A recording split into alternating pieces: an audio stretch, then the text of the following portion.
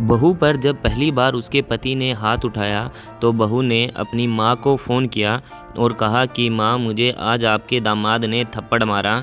जब मैं किचन में खाना बना रही थी तो दरवाजे की आवाज़ मुझे सुनाई नहीं दी। तो बाद में मैंने जब दरवाज़ा खोला तो आपके दामाद ने गुस्से में आकर मुझे थप्पड़ मार दिया, यह बोलकर कि दरवाज़ा खोलने में इतना समय क्यों लगा दिया। तो मेरी माँ ने मेरी सारी बातें सुनकर कहा कि अरे मारा तो क्या हुआ, थोड़ा एडजस्ट करना सीखो। दामाद पूरा दिन काम करके घर आए और तुमने टाइम से दरवाज़ा नहीं खोला तो गुस्से में आकर थप्पड़ मार दिया होगा। और क्या, और बताओ तुम कैसी हो? तो मैंने कहा मैं ठीक हूँ। दूसरी बार जब बहू को पीटा गया तो बहू ने अपने पिता को फ़ोन किया और कहा कि पिताजी, आज आपके दामाद ने मुझ पर हाथ उठाया। उन्होंने मुझे सुबह 6 बजे उठाने को कहा था, उन्हें मैं समय से नहीं उठा पाई तो उन्होंने मेरे बाल खींचे। तो पिता ने कहा कि अरे तुम अपने पति द्वारा किए गए काम को समय पर नहीं कर सकती। अगर यह बात मैंने तुम्हारी माँ को कही होती तो वो मुझे सुबह 6 बजे ज़रूर उठाती, भले ही वह पूरी रात जागती रहती लेकिन मुझे टाइम से ज़रूर उठाती। शादी के बाद पति थोड़ा कठिन हो जाता है पत्नी के प्रति, ये स्वाभाविक है, और कोशिश करो कि तुम पति की बात मानकर चलो और अनुकूलन करना सीखो तुम थोड़ा। और बताओ तुम कैसी हो? तो मैंने कहा कि हाँ मैं ठीक हूँ। जब बहू छत पर टहल रही थी तो उसका पति आया और उसे गाली गलौज करते हुए कहा कि मैं पूरा दिन घर पर नहीं रहता हूँ और तुम आते जाते लड़कों को ताड़ती रहती हो। जब मैं लौट रहा था तो उस समय मैंने देखा कि तुम छत के ऊपर खड़ी थी और मोहल्ले के लड़के तुम्हें देखकर सीटी बजा रहे थे और तुम फिर भी वहीं ऊपर खड़ी थी।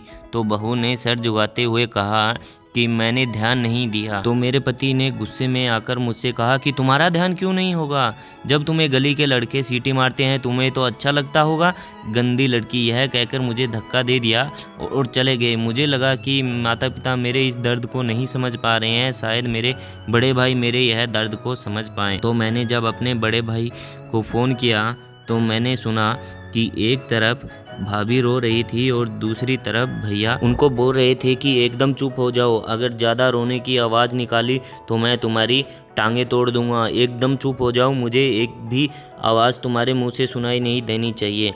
यह सुनकर मैंने अपना फ़ोन कट कर दिया।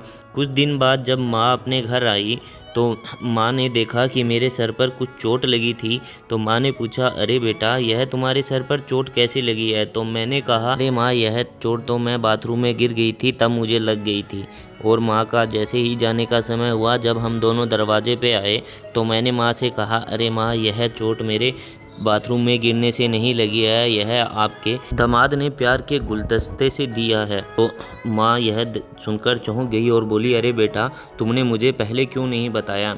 तो बेटी बोलती है, अरे माँ, मैं आपको बताती तो क्या होता, आप तो यही बोलती कि पति सारा दिन काम करके आते हैं और तुम उनका ध्यान नहीं रखती, तो यही बोलती। अब माँ, मैंने अनुकूलन करना सीख लिया है। और बेटी अपनी माँ को बोलती है कि अरे माँ, आपको तो दामाद का सारा काम दिख जाता है कि वो ऑफिस से थके आते हैं, मैं पूरा दिन क्या घर में अकेली बैली बैठी रहती हूँ? मैं भी तो घर में पूरा दिन काम करती रहती हूँ, मैं भी तो थक जाती हूँ, मैं भी तो इंसान हूँ। और मैं कोई माँ एक अलार्म घड़ी नहीं हूँ जो कि समय पर बच जाऊँ और उन्हें उठा दूँ। मैं भी थक जाती हूँ, मुझे भी नींद आ जाती है। क्या हुआ, मैंने उनको टाइम से नहीं उठाया तो वो खुद भी तो उठ सकते थे, जितना काम वो करते हैं उतना ही मैं करती हूँ।